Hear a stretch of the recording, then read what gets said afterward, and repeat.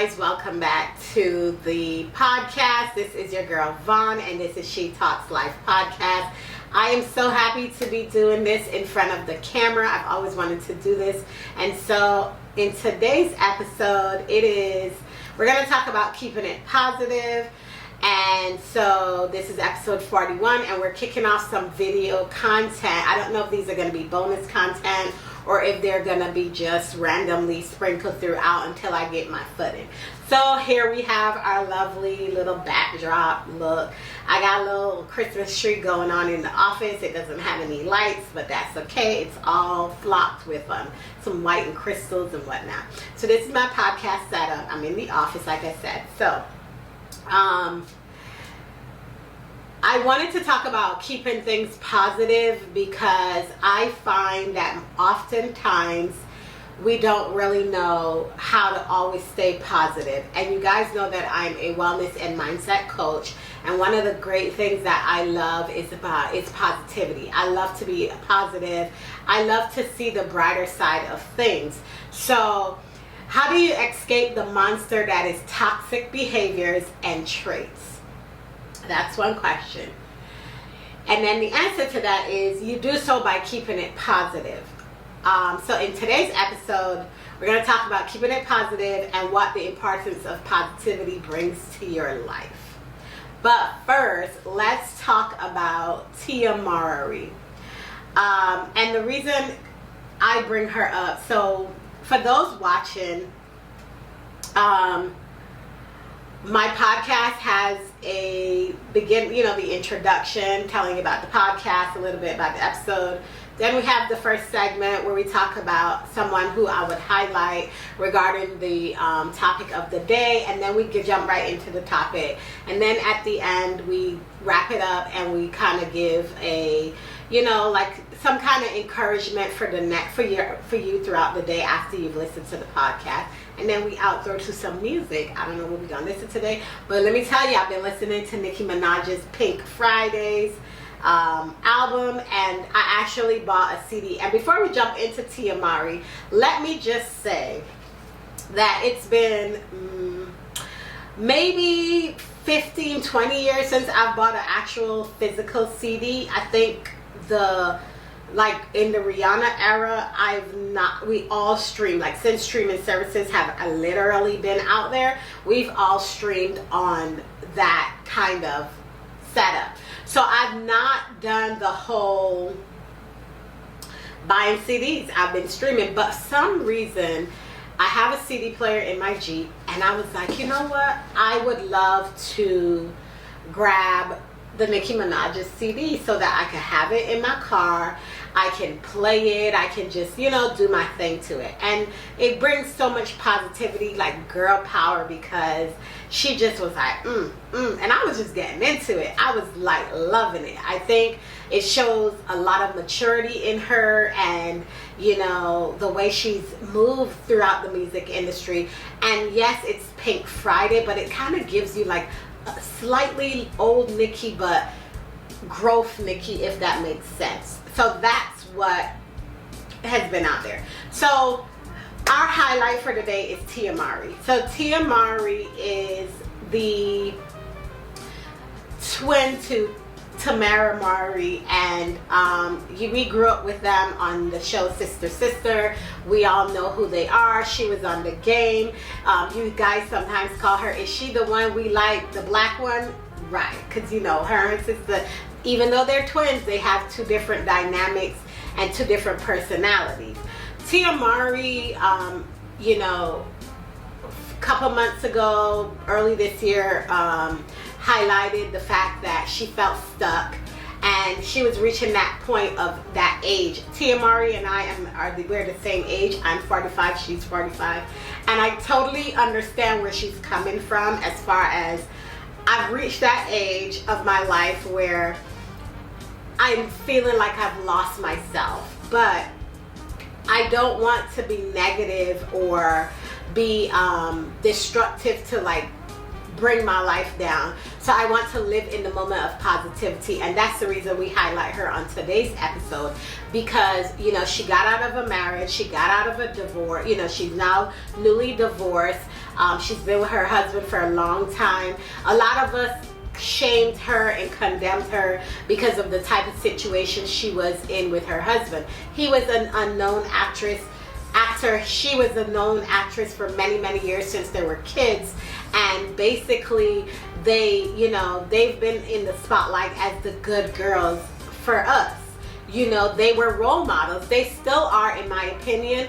And so when you see the fact that she chose a man that some of us deemed as lesser because he didn't have the same power struggle that she had, she was up there in her career. He was now climbing the career ladder as an actor. I think her husband's a really nice actor. Is he at the Denzel level? No. Will he ever reach the Denzel level? I'm not sure, but he needs to get this big breakout role. In Hollywood, we always see the big breakout roles, and then they shift, and you like, damn, that's the guy that I want to see make it. I think her husband is still on the low budget BT movies thread until he gets something bigger, and then I could see him doing a lot more than what he normally does. But he's still a great actor. He has potential. I believe that we as women, especially when we are in a dynamic where our finances are higher than our male partners, it tends to give off controlling and bossy. No matter how you look at it, it always comes off as, because I make more money than him, he has to do what I say, or this and that and the third. And I think she got a bad rap because of that, right? She's been told like, oh, he don't even look like he want to be a part of her reels, like they got something going. Now, I don't know the gist of their marriage. I don't care to know what happened in their marriage. I just wanted to highlight her because despite her leaving her almost 20-year marriage with this guy, having 2 children, battling with endometriosis, the difficulties of having kids, and still coming out to stay on the positive side of things, has really made me see that you or anyone can do it. It's what you choose. You have the choice to stay positive. If you decide that you don't want to be positive, you want to live a negative life, that's on you. But Tia Mowry decided for herself and her children, in order to get through the decision that she had to make, was to definitely be positive and think positive and move through life as positive as she can be. She recently was on someone's podcast. I don't remember the podcast it is. If I find it, I will link it behind it. She talked something about being the black sheep of her family, as she goes against the grain. She's not, her sister's more the traditional route, right? The married, white picket fence, 2 kids, a dog, that kind of thing. She's more the one that's gonna say, oh, Tia, you're supposed to have a husband and the big white picket fence. And she's gonna be like, why do I need that? I was the same way. I feel like I resonate with her and I connect with her more on that, because I've always been the one to defy the odds, or defy things that my mother or my family thought that was going to be where I was at. I was the sibling that everybody knew did well in school. She was smart, educational, but what people didn't know, or probably will not understand, is I had spotlight anxiety. And so the situation of spotlight anxiety is that when I was in school, I was the girl that got the hundreds in my writing class. I was the girl that the teacher had pointed out, oh, one person got 100, or one person got an A+, or wow, this person really blew the whole class out. And I used to get that anxiety, that spotlight anxiety, where, oh my freaking God, now why are you shedding spotlight? So everybody's looking at me. I remember when I first moved to the US and I was in class in 8th grade, they were doing like a book reading of the Karate Kid, and each kid is getting a turn to read a certain part, and the teacher gets to me, and I have an accent, right? I'm fresh off the boat, let me tell you. I got this deep Bayesian accent, and but I've always had confidence. Like I've always been, I'm a little one, right? I'm 5'2", so I've always had to like push up my chest and be like, what? So I always let my mouth do the talking instead of my fists having to be a part of my defense. And so, you know, he gets to me and he goes, oh, would you like to read? I don't know, you know, you're so new to the classroom or whatever. And I was like, I've read the book like 3 or 4 times. Baby, I can recite the damn thing, but I'll read. I start reading the book and, you know, I'm just reading and going along. And so in my country, when we're doing reading, it's kind of like acting, right? You're acting out the characters. You're taking each word and you're just defining that emotion in the words as you read. And so I'm, you know, doing the dialogue and I'm acting it out and sighing when I'm supposed to sigh, and you know, and raising my voice when I'm supposed to raise my voice. And I just literally stopped. Like the room got so quiet and I literally sat there and was like, what? And they're all looking at me like, wow. The teacher was like, wow.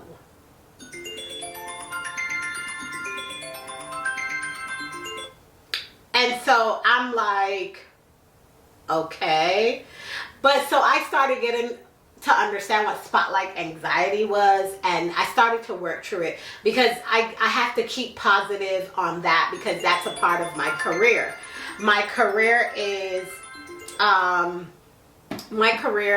always wanted to be a writer. I have, you know, been very good with writing. I got my degree in journalism. I've said this several times before on my podcast or even on social media or talking about myself. And so, you know, as I grew and I realized like, hey, I gotta stay true to myself, but I also have to understand, how do I get through those social anxieties or those spotlight anxiety if I'm going to share who I am as a person, if I'm going to share all those parts of me that people want to see, because I am a life coach, right? And one of the things that I've always really understood is, how do I change my mindset to be in more of a positive mindset? So I had to learn how to grow myself first before I can even go out there and tell people how to do it. So in today's episode, as we jump into today's topic of keeping positive,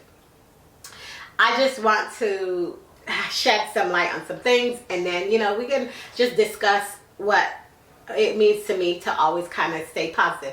Now, I know there's no real way to always consistently be positive, but there are ways that you can kind of navigate your life in a positive mindset so that when you go throughout your day, you know how to handle the day, right? You know how to handle your morning, you know how to handle your afternoon, you know how to handle the people that you encounter, because you're gonna encounter life. Life is gonna happen. People are gonna come at you, even at your workplace. So like I said, we can't be positive all the time, but there are ways that we can navigate our day. I recently heard someone said that they can't really get through their day until they have a morning routine. And so I've always lived by that.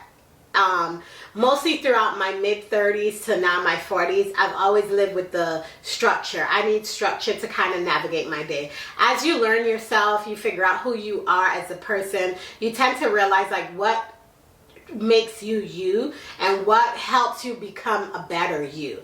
And so for me, I need to have a morning routine, right? I need to have an evening routine to wind down from the day.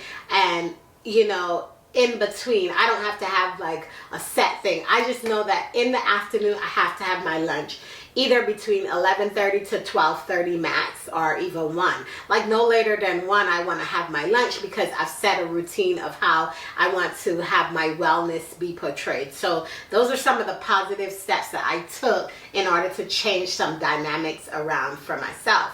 So we can't all be peace and love all the time, but in order to keep things in your life positive, I feel like you have to change your thinking, especially on what living a positive lifestyle is going to look like to you.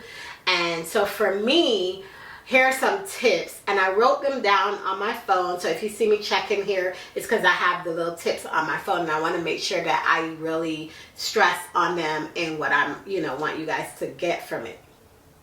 So things that make my own reality happen is by implementing things into my daily routine. I talked about my daily routine. So in the morning when I get up, I'm a diabetic, and so I have to prepare myself for the day, especially with a positive mindset, but also I have to make sure that my health and wellness is matching as well with that. So I get up in the morning, and in the beginning I hated pricking myself. Like, I was like, oh, I dreaded it. And then I was like, you know what?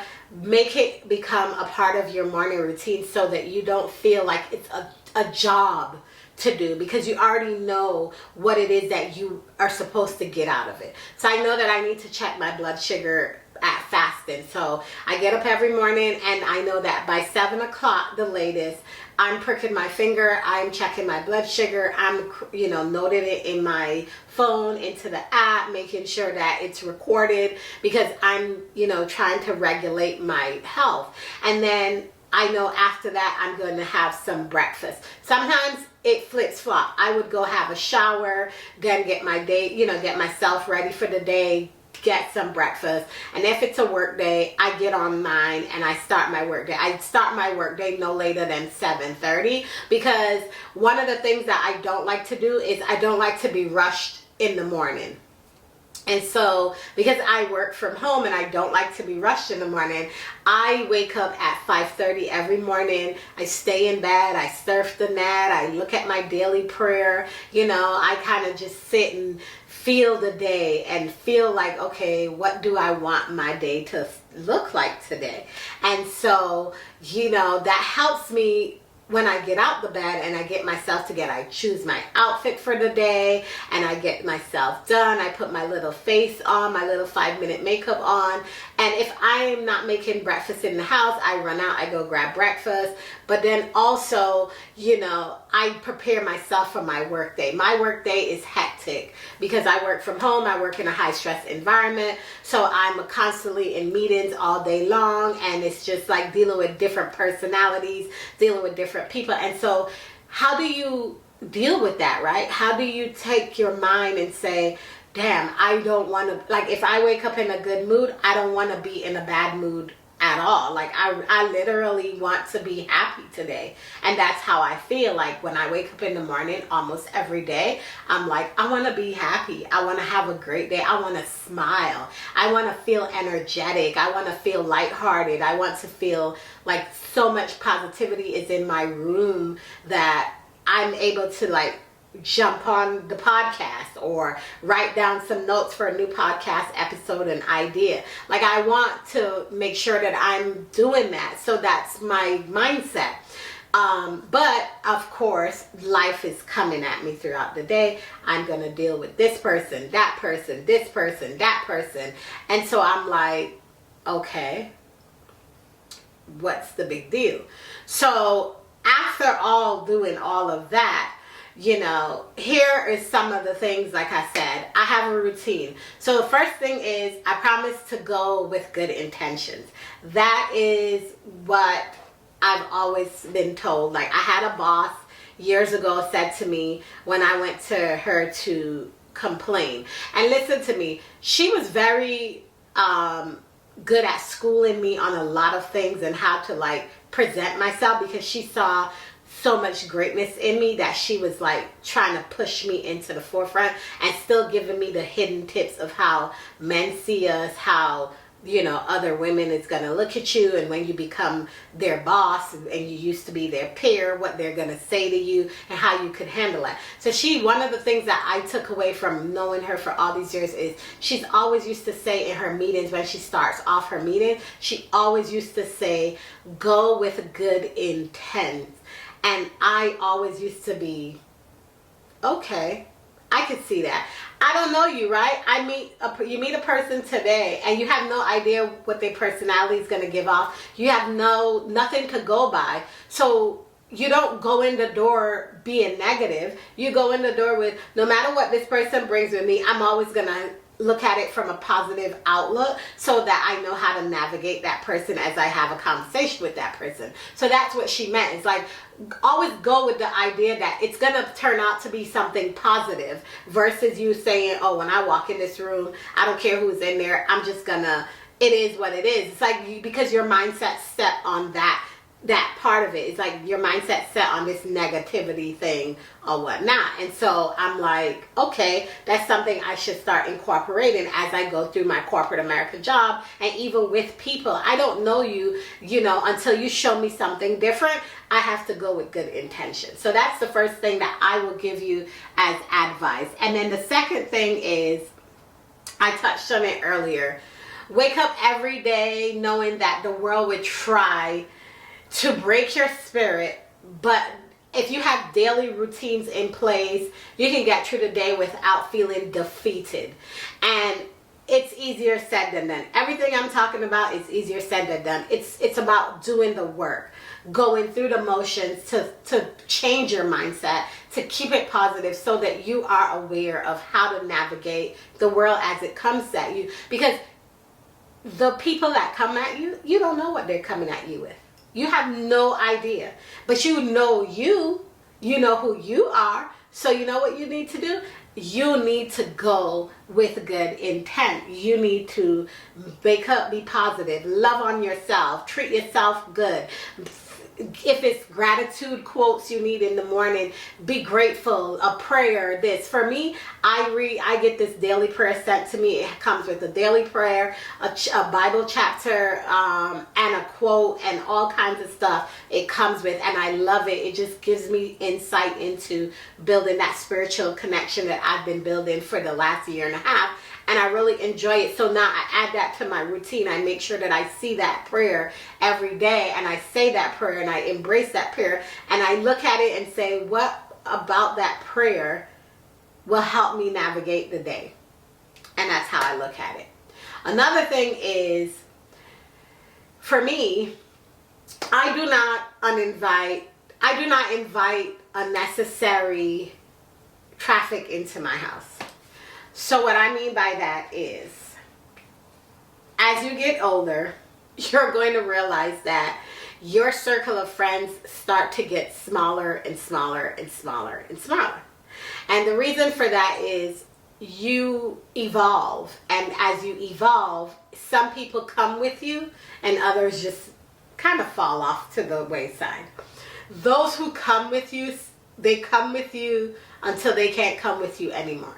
And so the circle will get smaller and smaller and smaller, because as you start choosing you, as you start choosing yourself, as you start choosing how you want to live a different life, some people can't keep up with you doing those things because they don't know how to do it. They want to do what you do, but they don't want to follow the steps. They don't want to do the work. They want to cut the corner, take that avenue and go up the street, and then they think they have made it to where they need to make it. Unlike you, you're going through the steps of changing. You're actually looking at yourself in the mirror, and you're looking in the core of yourself, and you're like, you know what? That's not who I am anymore. I'm deciding to change. So for me, I do not invite unnecessary people to traipse in and out of my house. I've always had this problem where people come to my house and my house is cozy and they don't want to go home. And I am not the girl to be like, oh, what do you say to a person when you want to get them out the house? I'm not that. I'll be like, look, you got to go home now because you've been here a little too long. And, I don't feel like I have to give you hints. I feel like as a person, we should know when it's time for us to leave. So because my house is cozy, does not necessarily that means that I want you to stick around from 10 o'clock in the morning to 10 o'clock at night. Like, no. Like, what? I don't think so. I had to cut that off because I noticed people kept doing it, and I was like, damn, I don't want you here all the time, or calling me to say, hey girl, what you doing? Like, I can't leave my couch to go sit on your couch all day. I could have stayed home and watched my own shit. We could have texted, we even calling. Like, I don't want to talk to you for hours and hours on the phone unless you're my best friend.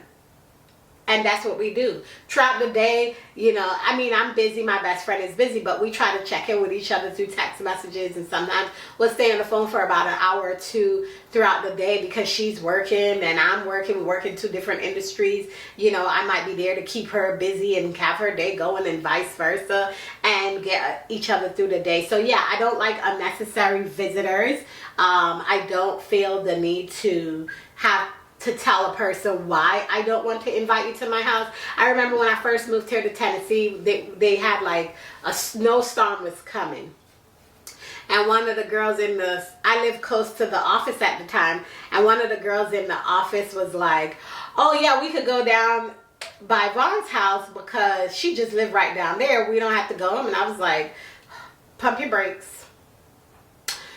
You are overstepping your boundaries.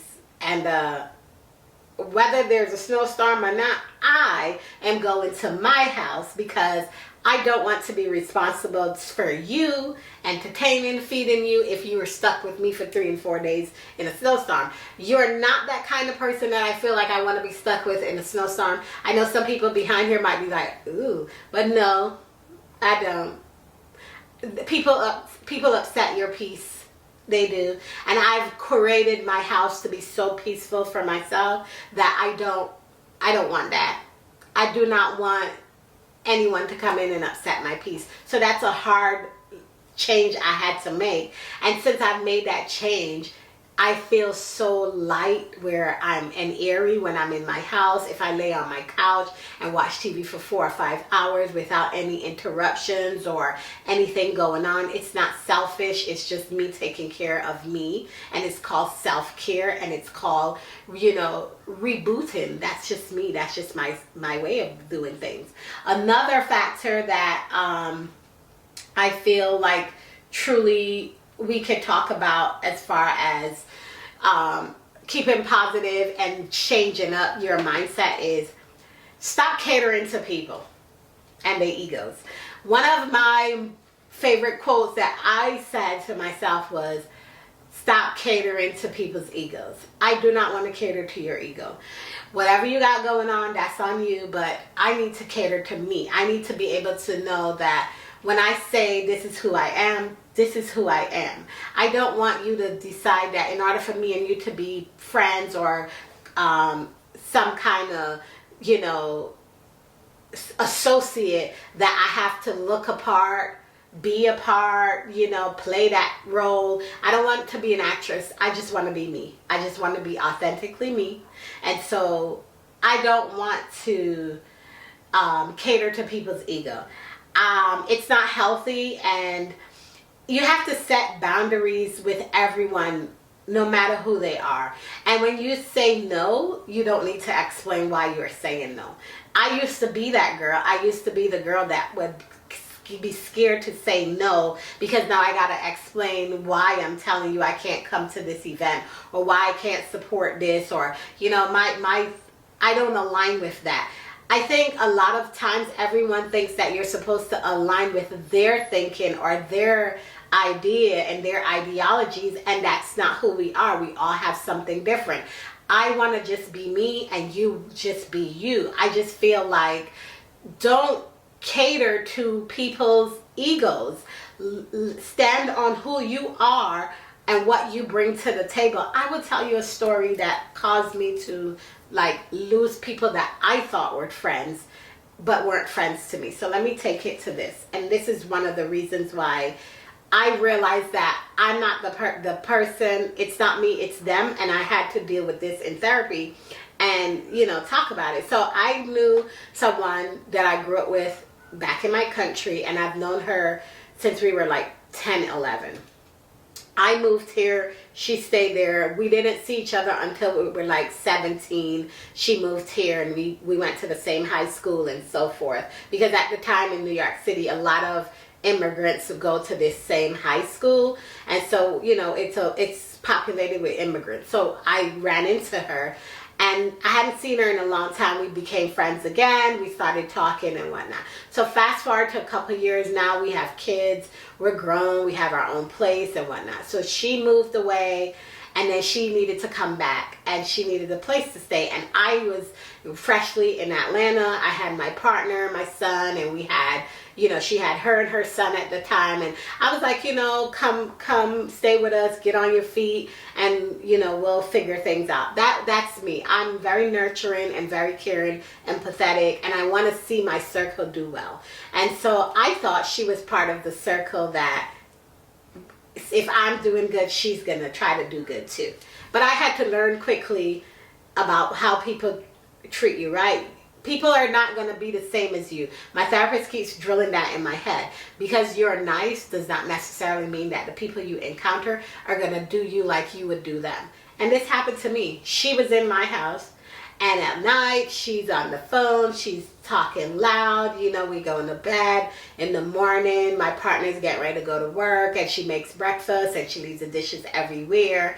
And she, my partner was like, oh, you got to tell her about cleaning up after herself. This is a grown woman. And so I was like, I'll talk to her about it. And I was like, hey, make sure you clean up after yourself. She's like, well, when I eat breakfast or whatever, I can't go right to cleaning up the dishes. I was like, okay, that's understandable, but at some point get up and clean the dishes so that it's not just sitting there and the place is dirty. Then it got to be a repetitive thing. Then other stuff happened. She's at the house all day long, and then she goes to do laundry at midnight in the dark, and the cats got up. Gone for 2 days, came back pregnant. That was the last straw. Because I was like, you're home all day long, you wait till midnight to go do laundry. So I came and I told her, I said, something, you got to move out. I think it's time. You've been here long enough, and your goal was to move out and not stay here. And so she, we went around, we found apartments for her. She got an apartment, and we helped her move into the apartment. So I go on Facebook, and she's talking about moving out, and her friends under the post is like, yeah, I'm so glad you out of them people place, and you could do this. And I was like, I sat back for a second, and I've said to my best friend, who we both know, because I met my best friend through her, and I was like, everybody screwed you over and did not allow you in their home. I allowed you in my home. You disrespected my home. You told your other friends whatever story that you wanted to make up, because I felt so fucking hurt, because I sat down in my house and I sat there and I felt like, damn, all I told you was clean up after yourself.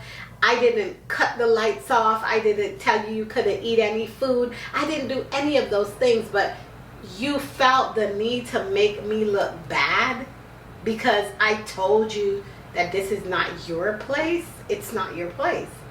And so, you know what I did? I called her right after we finished, drop her off, and we were about to go back to the U-Haul. As soon as we left the apartment, I called her. I said, listen, I wish you well, but you and I are no longer friends. That is not the person that I want to be a part of my circle. And I cut it off. 20 years of friendship, and I walked away from it, because I'm not going to cater to your ego. I don't know what stories you were telling. I don't give a shit what stories you were telling, but I know deep down inside I didn't do you dirty, because I didn't grow up like that. Family is family. When you become family, especially in the Caribbean household, you're family. And I just felt betrayed. Like betrayed. I've sat and heard you talk about how others treated you like shit, and all I did was extend an olive branch for you to get your shit together, and that's how you did. And from that moment on, I was like, I'm done. I walk away from it, and I said, when I choose my friendships, I want them to align with where I'm going. And I've never took the blinders off, because I've narrowed it down to 2 of my closest friends. One became my best friend to this day. The other one I met at a job, and we ended up figuring out we're both from the same country. I met at a job in New York, and to this day, she and I are great. We may not talk all the time, but she calls me for advice, and we enjoy ourselves. I went back home to Barbados and spent a couple of weeks with her while we were there on the beach doing all these things, and I realized, like, you know what, I don't need 10 people around. I just need the right people. And so as I grow in positivity, as I learn how, so as I wrap today's episode up about keeping it positive, I want to leave you guys with this thought process.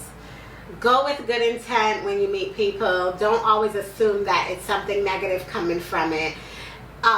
Take some of these tips that I've talked about, or these are what works for me. They might not be the tips that you want to gear towards your life or where you at in your positivity and your positive mindset, but these were some things that I shared that changed the way that I live my life now and how I set boundaries for people who come in to my life and make sure that they don't upset my peace. I hope you guys enjoyed this. Thank you so much for tuning into the very first video of the Shetalkslife podcast. I can't wait to do more. I hope you like it. Don't forget to like, comment, and subscribe to the YouTube channel.